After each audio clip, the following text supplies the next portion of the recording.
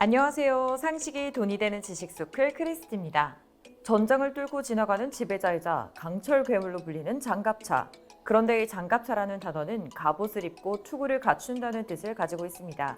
즉 장갑차의 기본이자 시작은 바로 갑옷인데요. 아마 많은 분들이 우리 역사상 최초의 장갑은 당연히 거북선 아니야? 라고 생각하실 수 있지만 사실 우리는 조선시대 임진왜란 전부터 이미 수많은 왜군들마저 고개 숙여 감탄하고 세계 강국들이 탐냈던 강철 갑옷을 보유하고 있었던 사실 알고 계셨나요? 그 갑옷은 바로 동양갑옷 진화의 최종판이라 불리는 두정갑입니다.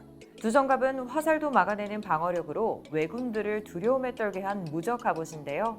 얼핏 보면 천에 직만 적당히 붙여놓은 것 같은 외형을 가지고 있지만 오칠한 소가죽으로 방수와 내구성을 높인 갑차를 활용해 매우 높은 방어력을 자랑했습니다. 그런데 같은 갑차를 가지고 있다 해도 장갑의 핵심인 갑찰의 연결 구조에 따라 갑옷의 내구성에 밀접한 영향을 끼쳤다고 하는데 한국의 두정갑은 둥근 머리 형태인 두정못으로 여러 개의 갑찰들을 단단히 고정했기 때문에 아무리 베이고 찢어져도 갑찰과 외피의 결속력이 단단해 극강의 방어력을 자랑할 수 있었다고 합니다. 게다가 두정갑의 철비늘은 담금질과 가공이 편리해 생산성과 유지보수 면에서도 우수한 성능을 보였다고 하죠. 심지어 두정갑의 방어력은 일반적으로 왜군들이 썼던 찰갑의 2배 이상을 자랑했다고 합니다. 그래서 조선시대의 갑옷이라고는 믿기 힘들 정도로 조총이나 칼로도 뚫기 쉽지 않은 방어력을 보여줬죠. 쉽게 말하자면 이미 우리는 조선시대부터 투사되는 적의 무기에 직물이 강하게 휘감겨 위력을 반감시키는 현대의 방탄복과 같은 원리로 갑옷을 만든 겁니다. 이렇게 한국은 과거서부터 장갑을 만드는 것에 매우 높은 일가견이 있었습니다.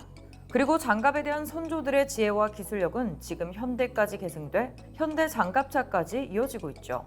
과거 세계 강대국들이 탐냈던 두정갑이 있었듯이 지금 한국의 장갑차는 과연 어느 정도나 세계에서 인정받으며 전 세계 방산업계를 뒤흔들고 있을까요?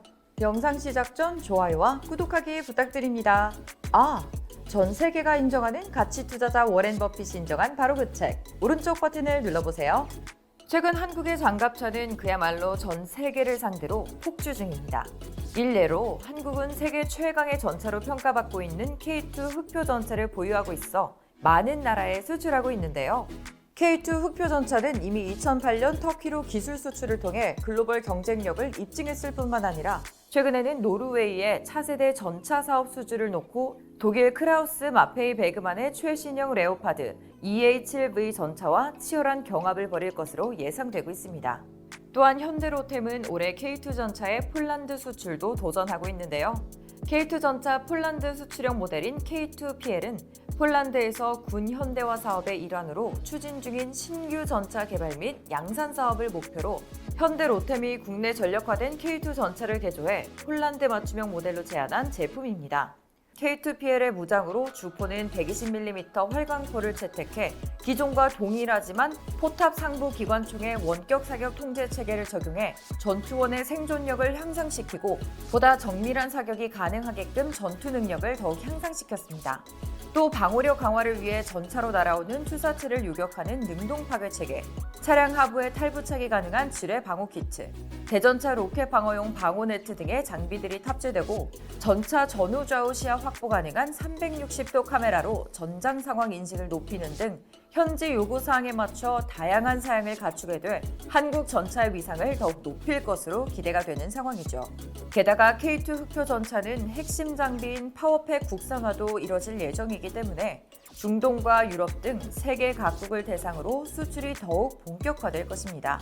현대로템뿐만 아니라 한화도 K21 장갑차를 기반으로 한국산 무기가 맞나 싶을 정도의 대대적인 개조를 거쳐 호주 수출용 AS21 레드백 장갑차를 만들어 방산 선진국들과 장갑차 분야에서 대등한 경쟁을 펼치고 있습니다.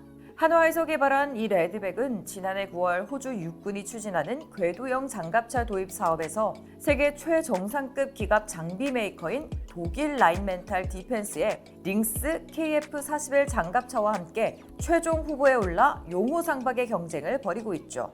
호주군은 이번 사업을 통해 장갑차 400대를 도입하는데 사업비는 5조 원 규모의 호주군 역사상 가장 큰 규모인데요. 이렇게 어마어마한 시장에서 한국은 레드백 장갑차를 통해 방산 선진국이라 불리는 미국과 영국을 대상으로 압도적인 승리를 거뒀습니다. 레드백 장갑차는 승무원 3명에 8명의 보병이 탑승할 수 있습니다. 심지어 부상병 1명까지 눕혀 태울 수 있는 자리까지 넉넉하게 있다고 하죠.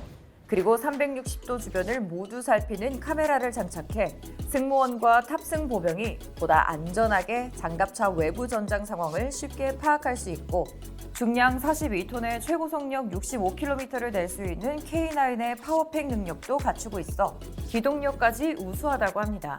게다가 차체는 앞뒤 옆면 모두 총탄과 30mm 기관 포탄까지도 충분히 막아내는 장갑차를 달아 방어력을 높였고 여기에 이스라엘 IMI에서 개발한 아이언 피스트 능동 방어 시스템도 적용해 로켓 공격을 원천적으로 무력화시킬 수 있죠.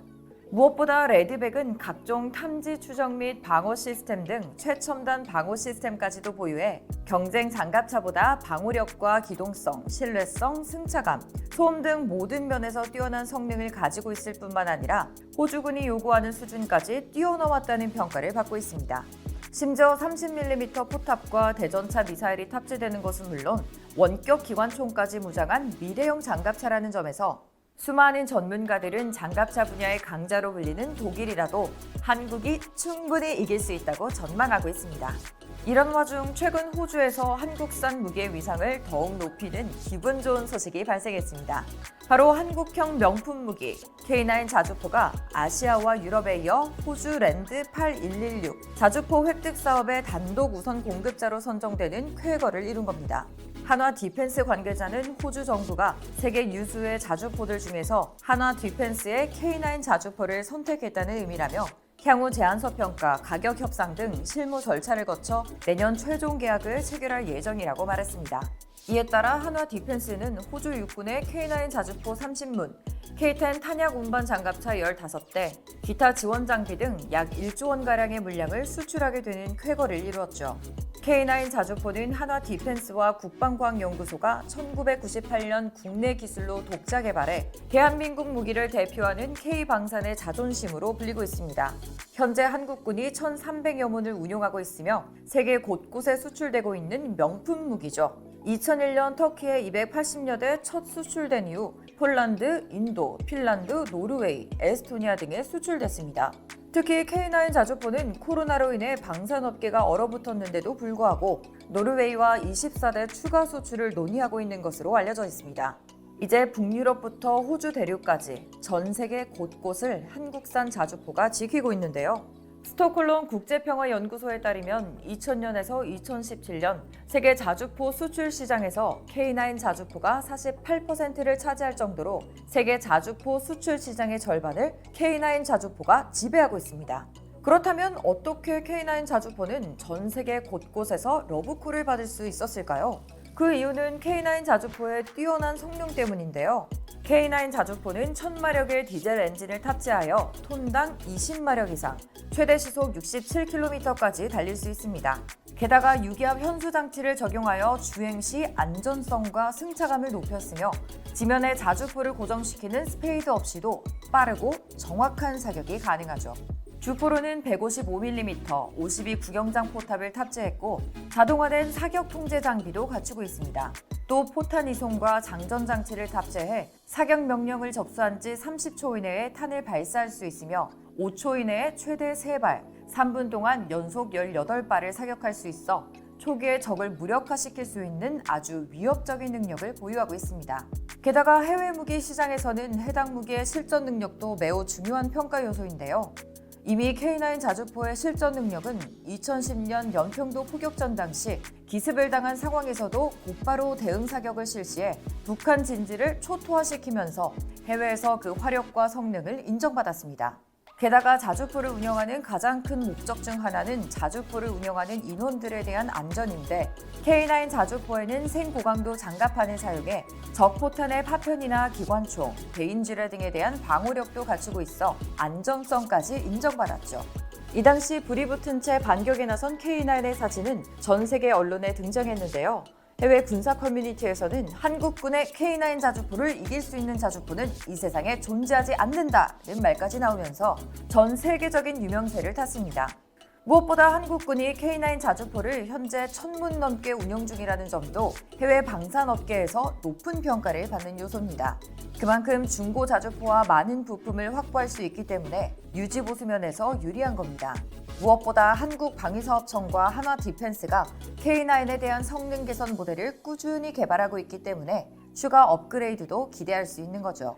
또 현재 세계 시장에서 K9의 경쟁자는 독일 PGH-2000, 영국 AS90 브레이브 하트, 러시아 무스타 S 등이 꼽히지만 K9은 성능 면에서 영국과 러시아 자주포를 완전히 압도하고 있습니다. 그리고 세계 최강으로 평가받는 독일의 PGH-2000은 대당 가격이 130억 원에 달해 K9의 2배가 넘어 가성비 측면에서 K9의 상대가 되질 않죠. 무엇보다 독일의 PGH-2000은 K9보다 무거워 항공 수송도 어렵기 때문에 국가 간 전면전보다 해외 파병에 중점을 두는 국가들은 선택하기 어렵다는 단점이 있습니다. 이렇듯 K9 자주포의 경쟁자들이 갖고 있는 약점들 때문에 호주에서는 K9 자주포를 수입할 수밖에 없었던 겁니다. 게다가 K9이 호주에 수출되면서 동력 개통이 호환되는 레드백 장갑차에도 좋은 소식이 들릴 것이라고 전문가들은 예측하고 있는데요. 레드백은 K9과 동력 개통뿐만 아니라 현가 장치 등 호환되는 부분이 상당히 많아 향후 호주가 레드백을 선택했을 때 만에 하나 발생할 수 있는 문제점들도 커버할 수 있기 때문입니다. 또 방산업계 관계자에 따르면 향후 호주는 한국과의 전면적인 방산 협력까지도 염두에 두고 K9 자주포 수입을 결정했을 수 있다고 합니다. 이제 K9은 호주를 넘어 더 많은 나라에 수출이 될 확률이 높아졌습니다. 왜냐하면 점점 세계적으로 자주포의 수요는 더욱 늘어나는 추세에다 호주뿐만 아니라 많은 나라에서 K9 자주포에 대한 러브콜이 많아지고 있기 때문입니다. 그래서 이제 한국의 다음 목표는 영국입니다. 때마침 영국은 전차 부대를 완전히 해체할 계획을 세우고 있는데요. 영국은 섬나라이기 때문에 어찌 보면 공군, 해군에 비해 육군의 비율을 줄인다는 것은 합리적인 전략으로 보일 수 있죠. 하지만 아예 육군 전차부대 자체를 리셋한다는 것은 아무리 군사대국 영국이라 해도 너무나 극단적이고 위험한 전략입니다. 특히나 현대전에서는 공격뿐만 아니라 방어에서도 위력적인 전략이 있어야 하죠. 그래서 이미 그 점을 잘 알고 있는 영국 육군은 전차부대 해체와 동시에 차기 자주포 획득 사업을 추진하고 있습니다. 자주포는 전차와 비슷하게 생겼지만 공격보다는 방어에 초점을 둔 무기이기 때문에 냉병기로 치면 전차는 돌격기병, 자주포는 강력한 군병이라 할 수 있어 전차를 대신할 수 있는 겁니다. 이러한 이유로 방산업계 관계자는 자주포는 도입해도 전차보다 주변국을 덜 자극한다며 전쟁 억지력을 높이려는 국가들을 중심으로 수요가 더 늘어날 것이라고 말했습니다. 세계 최강의 자주포인 K9을 가지고 있는 한국에게는 더없이 좋은 기회인 거죠. 게다가 호주에 K9을 수출하면서 호주가 참여하고 있는 파이브 아이즈 동맹에도 국산 무기 수출에 대한 긍정적인 영향이 미칠 것으로 예상되는데요. 이를 통해 선진국의 까다로운 심사를 뚫어내면서 한국 무기의 수출 길도 더욱 넓어질 것으로 기대되는 상황입니다. 70년 전 6.25 전쟁이 벌어졌을 당시 한국은 전차 한 대, 소총 하나가 없어 미국의 무기 원조를 받아 전쟁을 치를 정도로 굉장히 약한 무기 체계를 보유했었습니다. 하지만 이제 한국은 세계 군사력 순위 6위, 세계 8대 방위산업 국가라는 기염을 토하고 있죠. 한국은 개인 무장인 탄약부터 항공유도 장치, 해군 함정, 지상기동 장비, 통신 전자장비까지 무기체계 전반을 아우르는 생산 포트폴리오도 갖췄습니다. 게다가 잠수함과 항공기처럼 첨단 무기들까지 생산해 많은 나라에 수출하면서 방산 강국의 위상을 더욱 드높이고 있죠. 특히나 한국은 무기 수출량이 가장 빠르게 성장하는 국가입니다. 스톡홀름 국제평화연구소 보고서에 따르면 한국은 5년 단위로 무기 수출량이 무려 143%나 증가해 무기 수출 성장률 탑 1위 국가라고 평가했습니다. 단순히 2018년 무기 수출량만 놓고 보면 전 세계 무기 수출 6위일 정도로 방위산업 강국이죠. 게다가 국방비 증가 수준도 유례를 찾을 수 없을 정도로 빠르게 성장하고 있기 때문에 한국의 국방력은 지속적으로 강해지고 있고 이에 따라 한국의 방위산업도 더 빠르게 성장할 겁니다.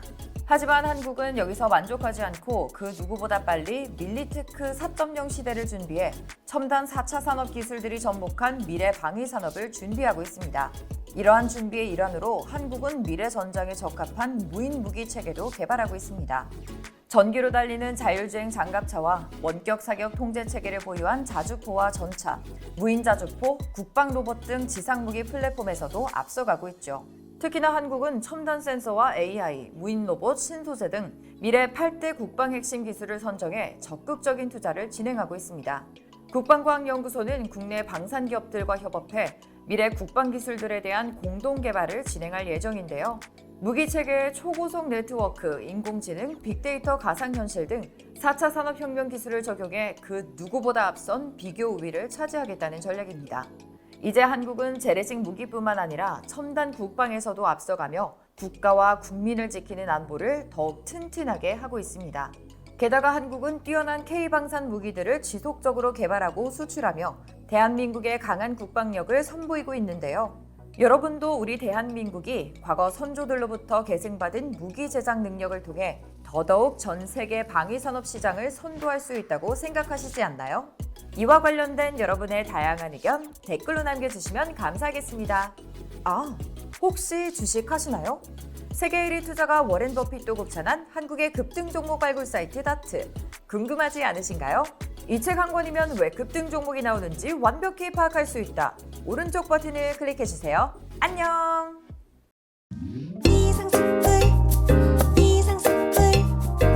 주식을 모르면 이상스쿨.